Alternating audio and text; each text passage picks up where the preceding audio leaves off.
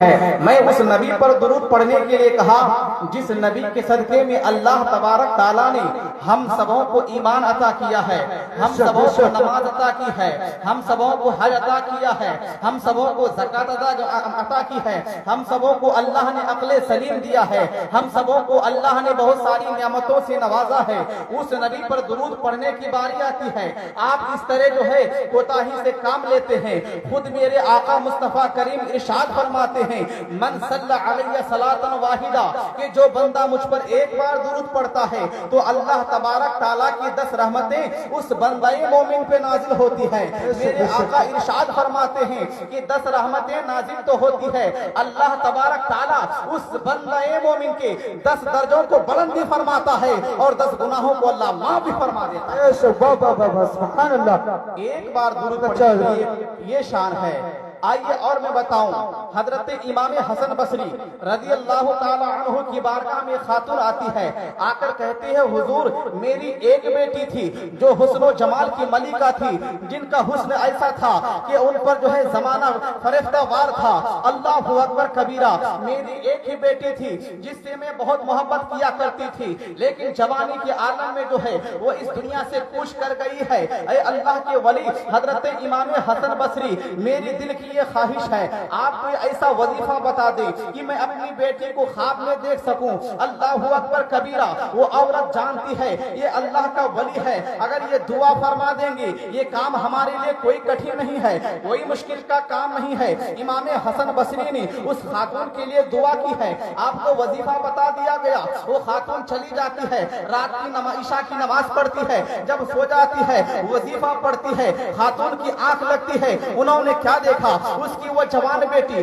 جو حسن و جمال کی ملکہ ہے، جو بہت خوبصورت ہے، جو دیکھنے میں ایک تئے روزگار ہے، اس عورت نے کیا دیکھا کہ جہنم کے اندر جہنم کے بھڑکتے ہوئے شعلے میں گرفتار ہے۔ جب صبح ہوتی ہے وہ عورت آتی ہے امام حسن بصری رضی اللہ تعالی عنہ کی بارگاہ میں آ کر کہتی ہے اے اللہ کے ولی میں نے اپنی بیٹی کو خواب میں دیکھا ہے، لیکن کیا دیکھا ہے وہ جہنم کے اندر گرفتار ہے، جہنم کے شعلے میں وہ جو ہے گرفتار ہے۔ امام حسن بصری نے جب یہ بات سنی آپ قبیلہ خاطر ہو گئے، لیکن چند ایام ابھی گزر نہ پائے تھے، امام حسن بصری نے خود بنفس نفیس اس بچی کو خواب میں دیکھا تو آپ نے کیا دیکھا کہ جنت کے باغات میں میوے توڑ رہی ہے، جنت میں سیر و تفریح کر رہی ہے۔ امام حسن بصری نے پوچھا اے بیٹی یہ بتا تمہاری زندگی میں پریورتن کیسے آیا، تمہاری زندگی میں چینجنگ کیسے آئی، تمہاری زندگی میں انقلاب کیسے آیا؟ تو وہ بچی کہنے لگی اے اللہ کے ولی امام حسن بصری، جس قبرستان میں میں مدفون تھی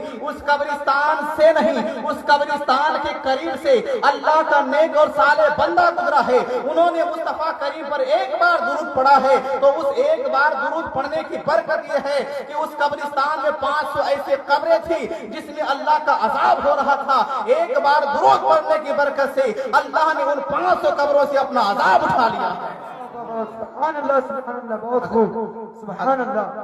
اگر ایک بار درود پڑھنے سے قبرستان کے 500 قبروں سے اللہ عذاب اٹھا لے گا، ہم بنفس نفیس مصطفیٰ کریم کے محفل میلاد پاک میں مصطفیٰ کریم پر درود پڑھیں گے، یقین جانو ہماری شان کیا ہوگی، ہمارا مرتبہ کیا ہوگا۔ اس لیے شروع سے لے کے آخر تک جتنے حضرات دل جمعی کے ساتھ اس نیت سے درود پاک پڑھیں کہ اللہ ہمارے اس درود کو اپنی بارگاہ میں ضرور قبول کرے گا، اور اس درود کی برکت سے اللہ ہماری آخرت کی منزلوں کو آسان فرمائے گا۔ بابا سے بلند درود پاک پڑھے، اللہم صلی علی سیدنا شفیعنا حبیبنا وسلم سلام علی رسول اللہ صلی اللہ تعالی علیہ وسلم۔ رسول اللہ صلی اللہ تعالی علیہ وسلم۔ سینے میں درد ہو رہا ہے، کون اس کو آپریٹ؟ آواز کو آپ نے بڑھائیے اور اس کو کم کر دیجیے۔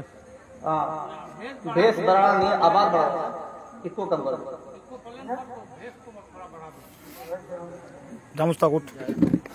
سیٹنگ کرنا نہیں آتا۔ عزیزان ملت اسلامیہ، قرآن مجید فرقان حمید کی جس آیت کی میں نے تلاوت کی ہے، اللہ رب العزت ارشاد فرماتا ہے قد جاءکم من اللہ نور، تحقیق کہ تمہارے پاس نور آیا اور روشن کتاب۔ نور سے کیا مراد ہے؟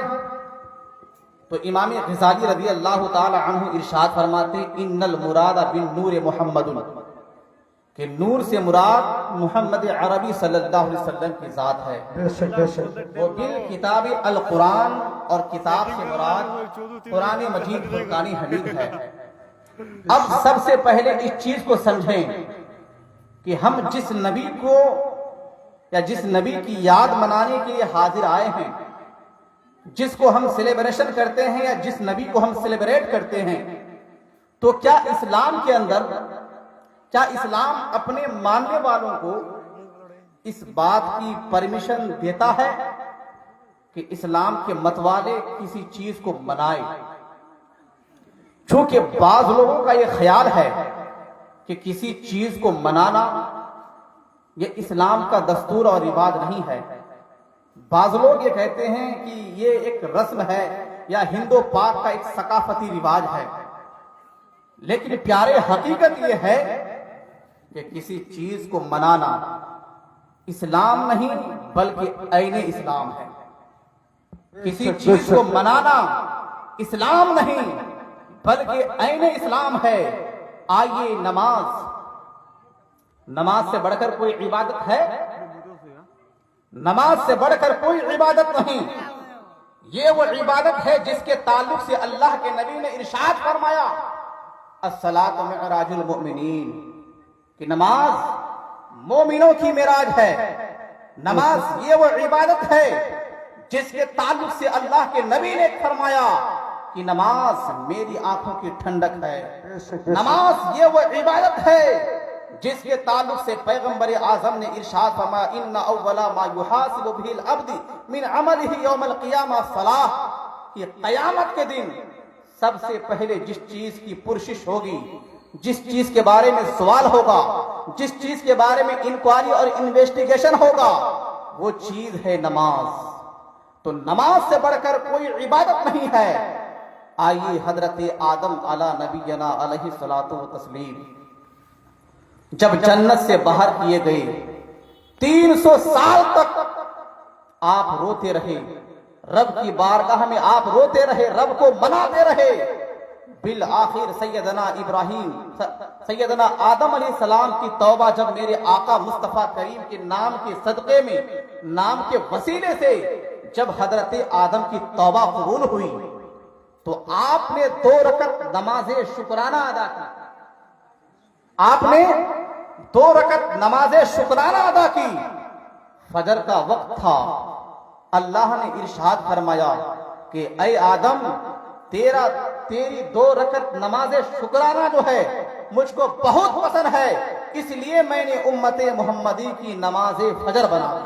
بے شک بے شک، سبحان اللہ سبحان اللہ۔ ایسے ہی حضرت ابراہیم علیہ السلام کو جب اللہ نے بیٹا عطا کیا حضرت اسحاق علیہ السلام، تو بیٹے کی پیدائش کی خوشی میں حضرت ابراہیم نے 4 رکعت نماز پڑھی۔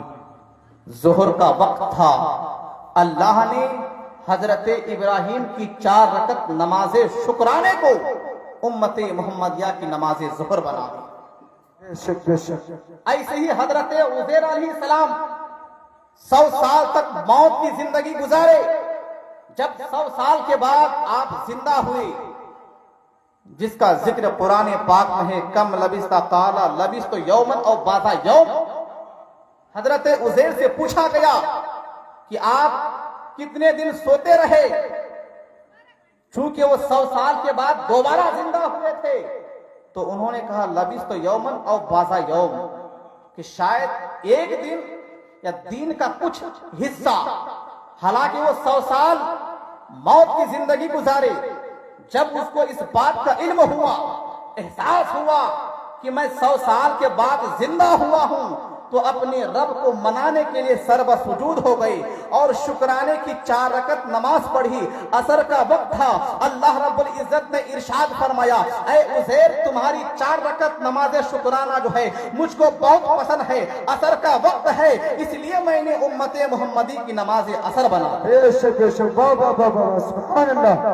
ایسے ہی ایک روایت کے اندر حضرت ایوب علیہ السلام اور ایک روایت میں حضرت یعقوب علیہ السلام، لیکن حضرت ایوب کی روایت جو ہے زیادہ قوی ہے کہ آپ ایک زمانے تک بیمار رہے. جب آپ نے بیماری سے افاقہ حاصل کیا تو رب کے حضور آپ نے شکرانے کی 4 رکعت نماز پڑھنے کا ارادہ کیا اور 4 رکعت نماز کی نیت سے آپ نے نماز شروع کی.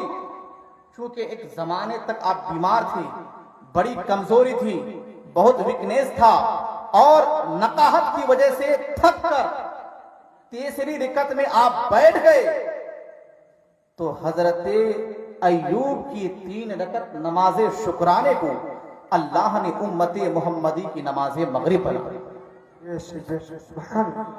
ایسے ہی حضرت یونس علیہ السلام, ویسے حدیث پاک میں اس بات کا بھی ذکر ہے کہ عشاء کی نماز خاص ہے مصطفیٰ کریم کے ساتھ, لیکن دوسری روایت یہ بھی ملتی ہے کہ 40 دن تک حضرت یونس علیہ السلام مچھلی کے پیٹ میں رہے.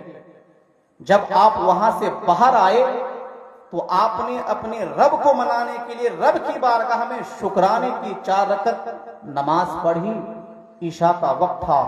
اللہ نے کہا کہ اے یونس, تمہاری 4 رکعت نماز شکرانہ جو ہے مجھ کو پسند ہے, اس لیے میں نے امت محمدی کی نماز عشاء بنا دی.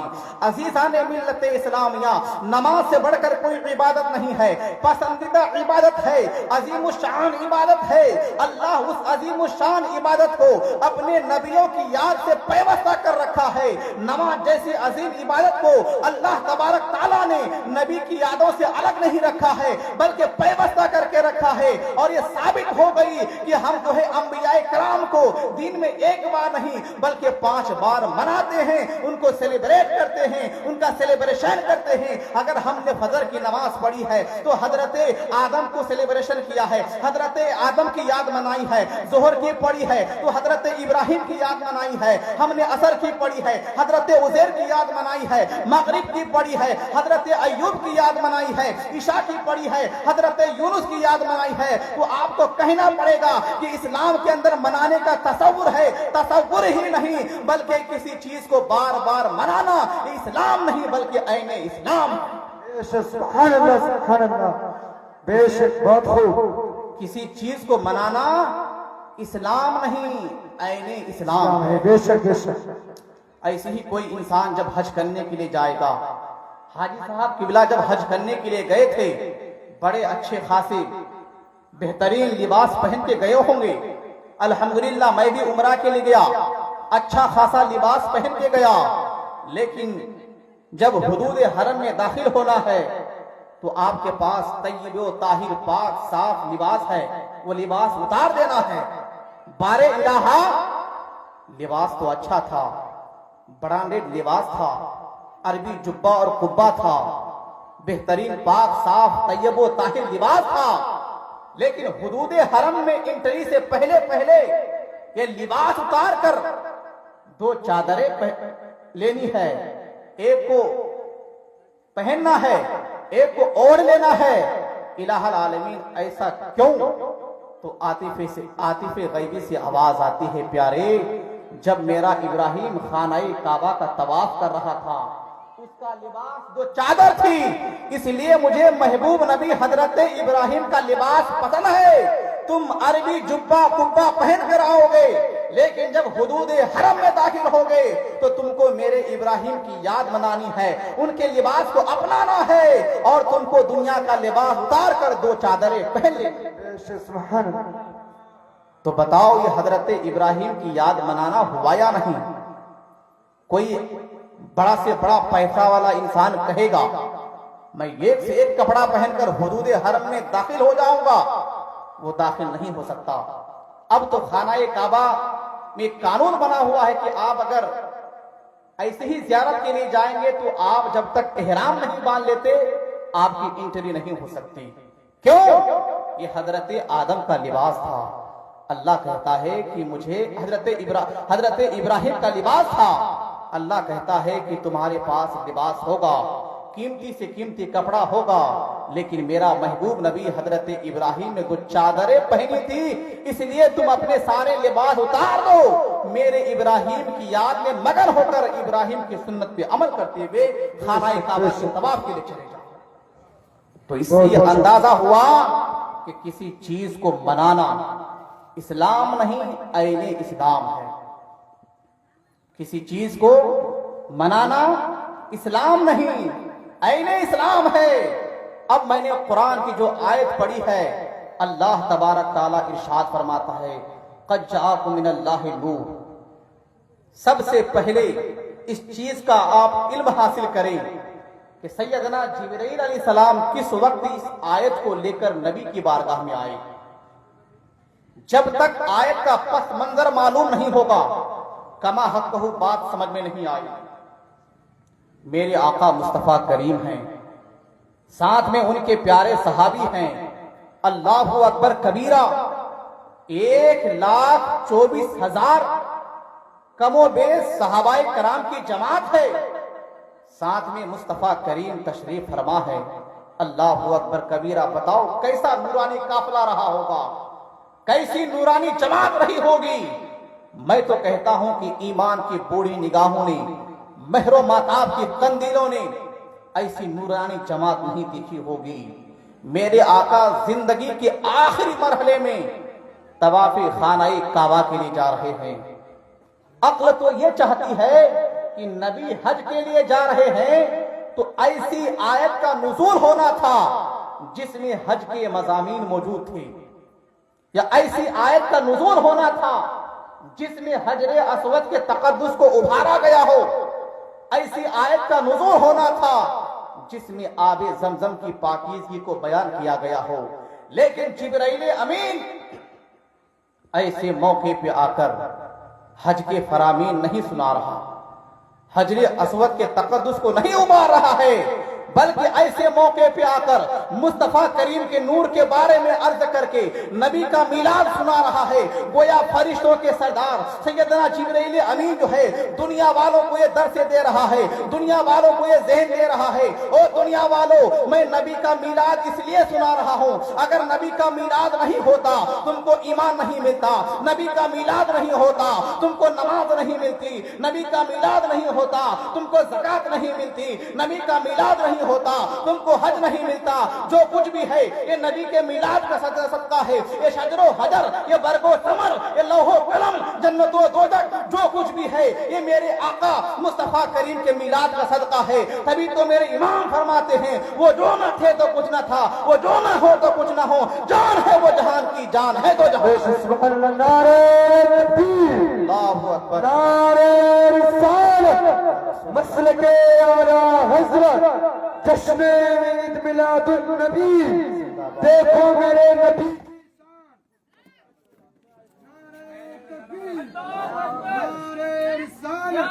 سرکار کی آمد, آقا کی آمد, دیندار کی آمد, رہبر کی آمد, حضور کی آمد. ذرا اونچا بولو.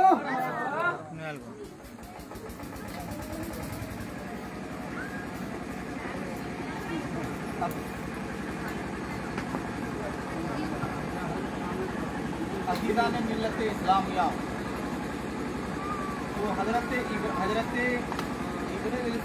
آقا مصطفیٰ کریم کا میلاد سنا کر زمانے والوں کو یہ درس دیا ہے کہ جو کچھ بھی ملا ہے یہ نبی کے میلاد کا صدقہ ہے, نبی کے نور کا صدقہ ہے. اب اللہ نے جب نبی کے نور کو پیدا کیا, خود میرے نبی اپنے نور کے تعلق سے ارشاد فرماتا ہے اول ما خلق اللہ نوری وَأَنَا مِن نُورِ اللَّهِ وَكُلُّ الْخَلَائِقِ مِن نُورِ. اس کا ترجمہ یہ ہے کہ اللہ نے سب سے پہلے میرے نور کو اپنے نور سے پیدا کیا. اللہ نے سب سے پہلے میرے نور کو اپنے نور سے پیدا کیا. چونکہ یہ اہل علم کی بستی ہے, دانشوروں کی بستی ہے, جتنے لوگ یہاں ہیں, آگے ہیں, ادھر ہیں, ادھر ہیں, سب پڑھے لکھے ایجوکیٹڈ آدمی ہیں. اب ذہن میں ایک سوال پیدا ہوگا کہ جب اللہ نے اپنے نور سے پیدا کیا تو اللہ نے جب اپنے نور سے پیدا کیا تو نور میں کمی آئی ہوگی. اگر میرے پاس 100 روپے ہے, میں یہاں کے خطیب و امام مولانا شہزاد کو 5 روپے دے دوں گا, اور میں کسی سے پوچھوں یا آپ سے سوال کروں कि 5 रुपए मैंने इनको दे दिया, अब बताओ मेरे पास कितना बचेगा। तो एक पढ़ा लिखा इंसान, एक नर्सरी का बच्चा भी कहेगा मौलाना आपके पास, मुफ्ती साहब आपके पास 95 रुपए 95 रुपीज बच गए, क्यों जनाब 100 रुपए क्यों नहीं। कहेगा कि आपने 100 रुपए में से 5 रुपए मौलाना शहजाद को दे दिया। अब एतराज करने वाला एतराज करेगा, जब अल्लाह ने अपने नूर से नबी के नूर को पैदा किया है तो अल्लाह के नूर में कमी आई होगी। मैं उन नादानों से कहूंगा, नादान, ये तुम्हारा भ्रम है, ये तुम्हारी सोच की कमी है कि अल्लाह के नूर में कमी हो गया होगा।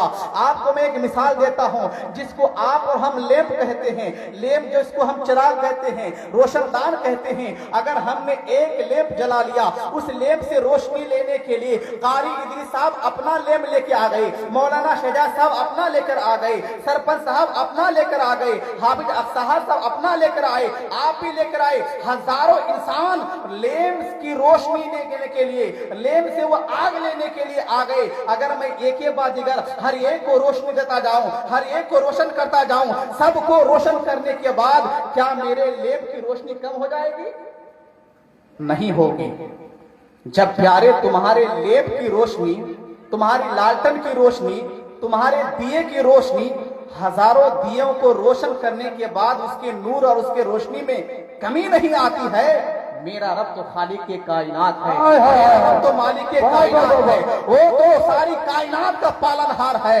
अल्लाह रब्बुल इज्जत ने लफ्ज़े कुन से सारी कायनात को तख्लीक बख्शी है। जब अपने नूर से पैदा करेगा तो क्या मेरे रब के नूर में कमी आएगी? जाहिलो, ये तुम्हारी कम फहमी है, तुम्हारी कम अक्ली है। अल्लाह के नूर में कमी नहीं आएगी, बल्कि अल्लाह ने अपने नूर से नबी को मुनव्वर फरमाया है, फिर नबी के नूर से अल्लाह ने सारी कायनात को रोशन।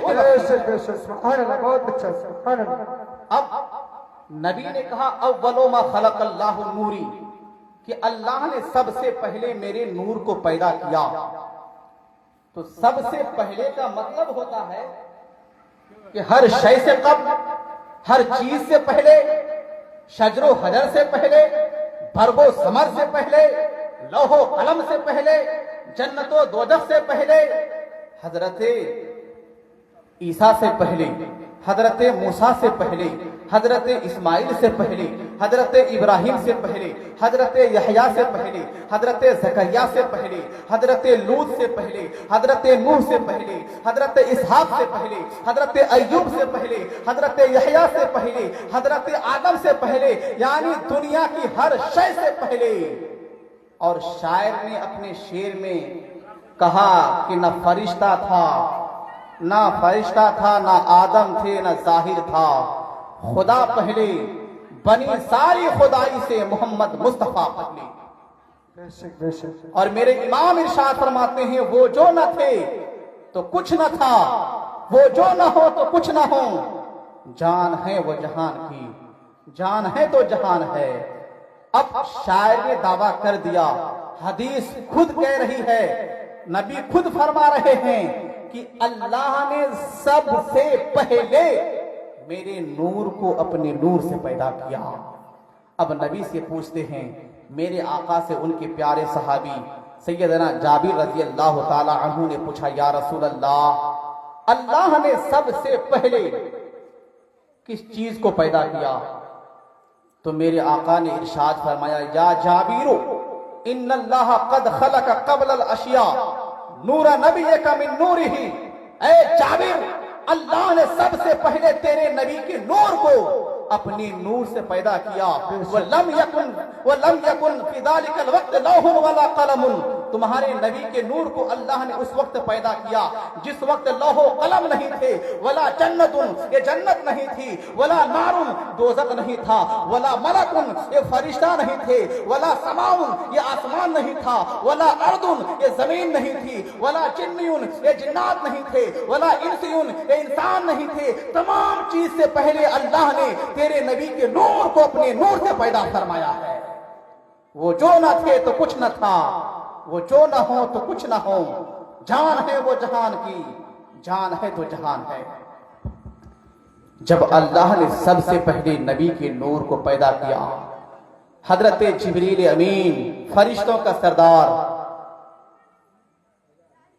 حضرت جبرائیل کو اللہ نے 100 بازو دیے ہیں، 100 کتنے 100 بازو دیے ہیں، اور ایک بازو کی طاقت کا عالم یہ ہے کہ اگر اپنے بازوؤں کو حضرت جبرائیل پھیلا دے تو ساری کائنات کو اپنے بازوؤں کے نیچے رکھ لے. اتنے لمبے چوڑے ان کے بازو اور پر ہیں، اور بازوؤں کی طاقت کا عالم یہ ہے کہ بازوؤں کو پھیلا کر اگر وہ سمیٹنا چاہے تو پوری کائنات کو ایک جگہ سمیٹ دے. اتنی طاقت اور پاورفل فرشتے کا نام سیدنا جبریل امین رضی اللہ تعالی عنہ ہیں. حضرت جبریل سے میرے آقا نے پوچھا، اے فرشتوں کے سردار جبرائیل، بتاؤ تمہاری عمر کتنی ہے؟ کس نے پوچھا؟ نبی نے پوچھا. انبیاء کے سردار، رسولوں کے سردار، امام الانبیاء والمرسلین میرے آقا مصطفیٰ کریم نے فرشتوں کے سردار سے پوچھا. نبیوں کے سردار نے فرشتوں کے سردار سے سوال کیا، اے جبریل بتاؤ تمہاری عمر کتنی ہے؟ تو حضرت جبریل نے کہا، یا رسول اللہ میری عمر کتنی ہے مجھے اس کا اندازہ نہیں، مجھے اس کی نالج نہیں ہے، مجھے اس کا علم نہیں ہے کہ میری عمر کتنی ہے. ہاں یا رسول اللہ اتنا جانتا ہوں کہ چوتھے حجاب میں، چوتھے آسمان میں ایک ستارہ، ایک اسٹار ایک بار چمکتا ہے تو دوبارہ وہ 70,000 سال کے بعد چمکتا ہے. یا رسول اللہ چوتھے حجاب میں ایک ستارہ ایک بار چمکتا ہے، دوبارہ چمکنے کے لیے ان کو 70 سال کا لمبا انترال لگتا ہے. میں نے اس ستارے کو 72,000 مرتبہ چمکتے ہوئے دیکھا ہے. اس سے میری عمر کا اندازہ لگائیں. اتنا عرض کرنا تھا، آمنہ کے لال مصطفیٰ کریم مسکرائے اور ارشاد فرمانے لگے، اے جبرائیل مجھے میرے رب کی عزت و جلال کی قسم وہ ستارہ میں ہی ہوں، اس سے میری عمر کا اندازہ لگاؤ. تو پیارے اب بتاؤ کہ اللہ کے نبی صلی اللہ علیہ وسلم کے نور کو اللہ نے سب سے پہلے پیدا فرمایا. اب سب سے پہلے جب پیدا کیا تو اخیر میں لایا، کیوں؟ اس لیے کہ نبی کی شان بتانی تھی، ان کی عظمت بتانی تھی. اللہ نے نبی کے چہرے میں وہ جمال عطا کیا تھا، نبی کے چہرے میں وہ نور عطا کیا تھا کہ میرے آقا اگر کسی اندھیرے روم میں، کالی کوٹری میں اگر چلا جائے تو نبی کے چہرے کا جمال کا یہ عالم تھا کہ وہ روم، وہ حجرہ جو ہے رونق ہو جاتا، وہ اجالوں سے بھر جاتا، وہاں روشنی پھیلتی. خود ام المؤمنین حضرت عائشہ بنت صدیقہ رضی اللہ تعالی عنہا فرماتی ہے کہ ایک مرتبہ میں اپنے حجرے میں کپڑا سی رہی تھی. ہم مومنوں کی ماں سیدہ عائشہ رضی اللہ تعالی عنہا فرماتی ہیں کہ کپڑا سی رہی تھی، کپڑا سیتے سیتے میری سوئی گر گئی، گم ہو گئی. بہت تلاش کرنے کے بعد بھی میری سوئی نہ ملی. اتنے میں اللہ کے نبی مصطفیٰ کریم میرے حجرے میں تشریف لائے. فدخل رسول اللہ صلی اللہ تعالی علیہ وسلم فَتَبْيَضَتِ الْعِبْرَةُ بِشُعَاعِ نُورِ وَجْهِهِ. تو اللہ کے نبی مصطفیٰ کریم کے چہرے و دعا سے ایسا نور پھوٹا. مومنوں کی ماں سیدہ عائشہ فرماتی ہے وہ سوئی جو گم ہو گئی تھی، جس کو بہت تلاش کر رہی تھی، جو نہیں مل رہی تھی، جب آمنہ کا لال مصطفیٰ کریم میرے حجرے میں آئے تو نبی کے چہرے سے ایسا نور پھوٹا ہے، ایسی شعائیں پھوٹی ہے، ایسی روشنی پھیلی ہے کہ میری گمی ہوئی سوئی مل گئی. میرے امام فرماتے ہیں کہ سوزنیں گمشدہ ملتی ہے تبسم سے تیرے. یا رسول اللہ سوزنیں گمشدہ ملتی ہے تبسم سے تیرے، شام کو صبح بناتا ہے اجالا تیرا. یہ نبی کا چہرہ ہے، یہ نبی کا جمال ہے. اللہ نے میرے نبی کو کیسے پیدا فرمایا؟ تو نبی کے دربار کا درباری شاعر حضرت حسان عرض کرتے ہیں، وَأَحْسَنُ مِنْكَ لَمْ تَرَ قَطُّ عَيْنِي وَأَجْمَلُ مِنْكَ لَمْ تَلِدِ النِّسَاءُ. یا رسول اللہ میری آنکھ نے آپ کے طرح کسی کو حسین و جمیل نہیں دیکھا. وَأَحْسَنُ مِنْكَ لَمْ تَرَ قَطُّ عَيْنِي وَأَجْمَلُ مِنْكَ لَمْ تَلِدِ النِّسَاءُ. یا رسول اللہ آپ سے زیادہ حسین و جمیل نہ ہی دنیا کے کسی ماں نے کوئی اولاد جنی ہے. تبھی تو میرے امام فرماتے ہیں کہ آقا کی طرح کوئی نہیں ہے. لم یاتی نذیرک فی نظر मिथिले तू न शुद्ध पैदा जाना, जगराज को ताज तोरे सरसू, तुझको शहीदो सरा जाना। और दरबारी शायर कहता या रसूल अल्लाह, आपसे ज्यादा हसीनो जमील होता भी कैसे जब अल्लाह ने पैदा किया ही नहीं। आपसे ज्यादा हसीनो जमील होता तब जब अल्लाह ने पैदा करता। आपको अल्लाह ने ऐसा ही पैदा किया है जैसा आप चाहते थे। आपकी मर्जी के मुताबिक अल्लाह ने आपकी तखलीक फरमाई है, अल्लाह ने आपको पैदा फरमाया है।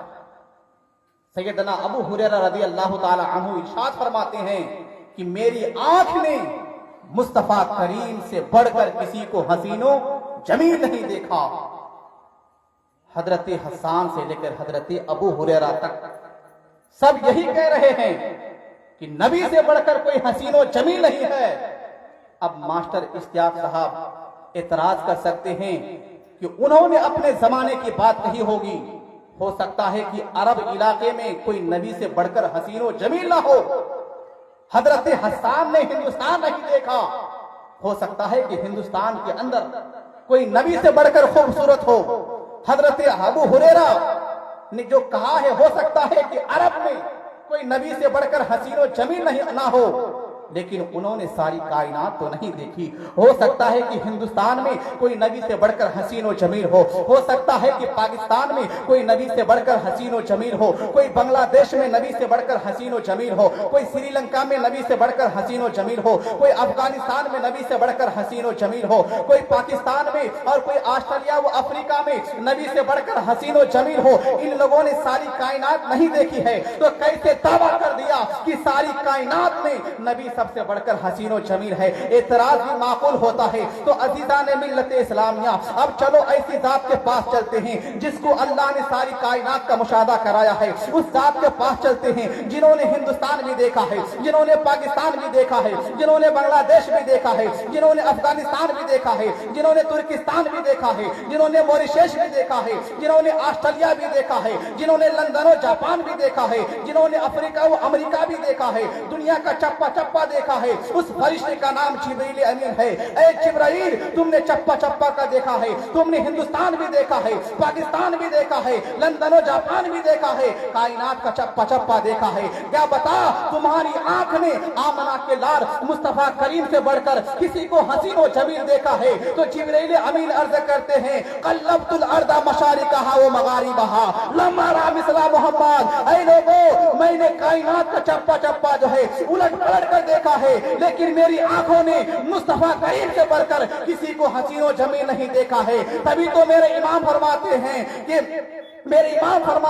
वो कुंवारी पाके मरियम नफक तो फीही का आदम, मगर आमना का जाया वही सबसे अफजल आया। यही बोले सिदरा वाले, चमने जहां के थाले सभी मैंने छान डाले तेरे पाया काना। जिब्रील अमीन कहते हैं कि मैंने कायनात को देखा।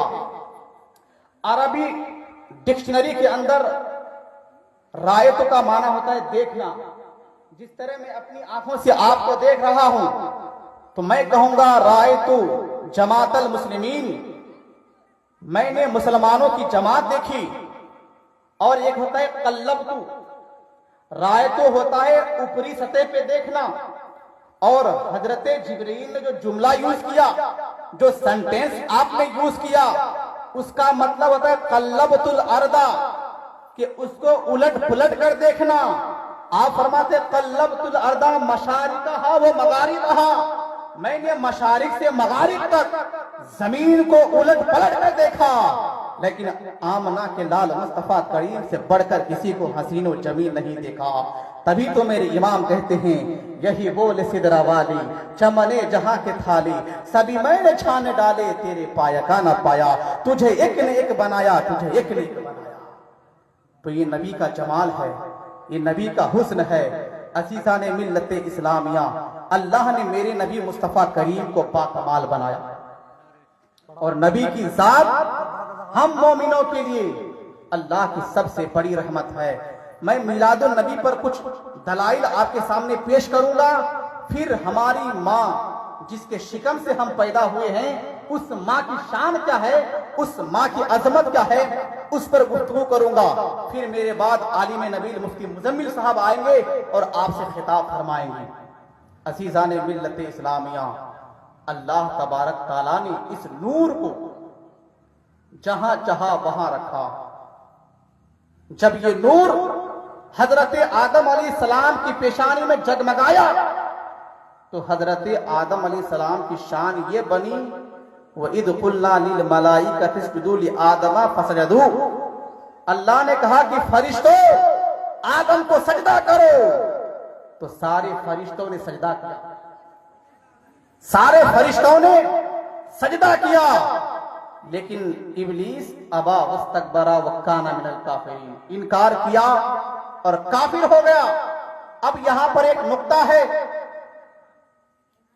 کہ ابلیس نے انکار کیا کس چیز کا؟ اس آیت کے اندر دو بڑی چیز ہے. انکار کیا ابا واستکبر. ابا کا معنی ہوتا ہے انکار کرنا، واستکبر کا معنی ہوتا ہے تکبر، گھمنڈ، ایگو. تو اس نے انکار کس چیز سے کیا؟ رب کے فرمان پر عمل کرنے سے انکار کیا. اور تکبر کس چیز سے کیا؟ حضرت آدم علی نبینا علیہ الصلوۃ والتسلیم سے، یعنی سجدہ کرنے سے جو انکار کیا تو رب کی نافرمانی کی اور نبی کی شان میں اس نے گستاخی کی. اور ابلیس وہ ہے جس کے سجدے اس طرح ہیں کہ کائنات کے چپے چپے میں اس لیے ابلیس نے سجدہ کیا. لیکن جب حضرت آدم کو سجدہ کرنے کا حکم دیا، انکار کیا تو وہ دھتکارا گیا، وہ لعین و مردود ہو گیا، وہ جہنمی کافر ہو گیا. عزیزان ملت اسلامیہ، اب یہاں ایک نقطہ پیدا ہوتا ہے. اللہ قادر مطلق ہے، وہ چاہتا تو کہتا کہ اے فرشتوں کسی پہاڑ کو سجدہ کر لو. رب چاہتا تو یہ کہہ دیتا کہ زمین کو سجدہ کر لو، آسمان کی بلندی کو سجدہ کرو، زمین کی پستی کو سجدہ کرو، چاند سورج کو سجدہ کر لو. لیکن حضرت آدم علیہ السلام کو ہی سجدہ کرنے کا حکم کیوں دیا؟ تو عزیزان ملت اسلامیہ، امام سجدہ کرنے کا حکم اللہ نے اس لیے دیا کہ ان کی پیشانی میں نبی کا نور چمک رہا تھا.